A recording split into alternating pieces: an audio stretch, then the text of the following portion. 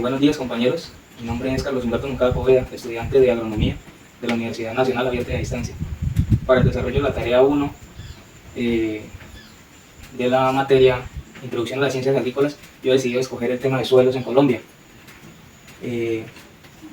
Para entender los suelos colombianos, primero debemos saber que tenemos varios tipos de suelos, los cuales tenemos acá, en esta parte, que son suelos arenosos, arcillosos, limosos y francos, principalmente, que dependiendo de su textura se caracterizan de esta manera.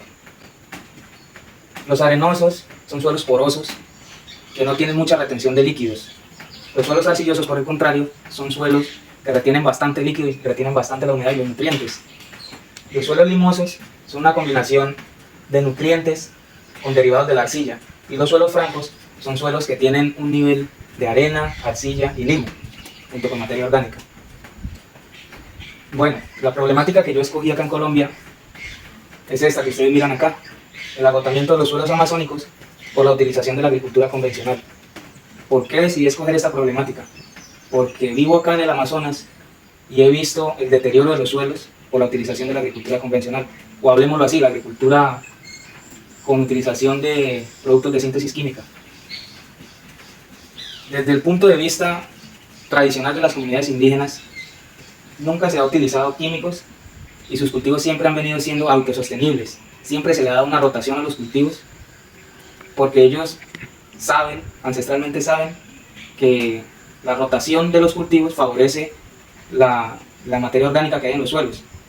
Ellos saben que el ciclo de nutrientes de acá del Amazonas es un ciclo corto. Se le aportan nutrientes al suelo con fertilizantes de síntesis química. Lo que hace es que yo puedo traer acá al Amazonas un bulto de triple 15 o triple 18, o un bulto de urea o fosfato diamónico, y empiezo a aplicarle a la planta según el requerimiento nutricional que ella tenga. Pero ¿qué pasa? Que al yo aplicar este tipo de fertilizantes, lo que estoy haciendo es que estoy acidificando el suelo y estoy acabando con la vida microbiológica que hay en el suelo. ¿Por qué? Porque la mayoría de fertilizantes, o hablemoslo así, productos de síntesis química, acidifican el suelo. Pero para mirarlo mejor, acompáñenme, vamos a mostrarlo en campo.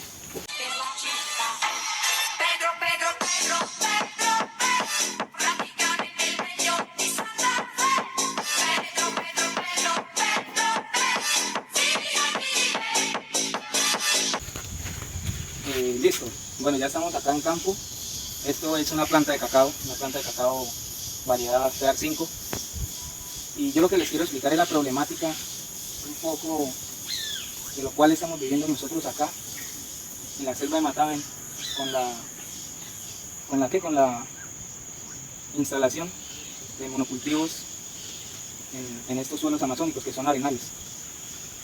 Una planta de estas normalmente se instala en un terreno, en un suelo que tiene determinada cantidad de materia orgánica.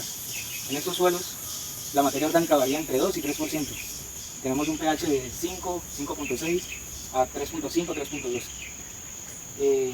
Estas plantas se instalan con la finalidad de extraer nutrientes, de conseguir cosecha para las comunidades. Pero ¿qué pasa? Que la agricultura convencional está acabando con los suelos. Instalamos tal vez 800, 900 plantas de esas en un suelo que ya tiene su materia orgánica establecida, y empezamos a aplicarle fertilizantes traídos de otras partes, y el aporte de materia orgánica es mínimo. Entonces, a nosotros estar aplicando fertilizantes, pasa lo que ya les había mencionado anteriormente: disminuimos la cantidad de microorganismos que hay en el suelo, los cuales se encargan de la descomposición de la materia orgánica, y esta materia orgánica lo que hace es estabilizar el pH que tiene el suelo. Muchos de estos microorganismos que se encuentran acá en esta parte,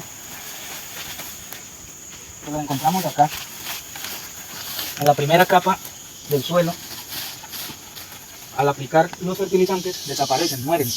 El suelo se va acidificando, y la función de estos microorganismos, de muchos de ellos, es desencofrar, por decirlo así, desencofrar esos nutrientes que tanto necesita la planta, aportar esa materia orgánica que nos sirve para suplir lo que le estamos extrayendo a nuestro suelo.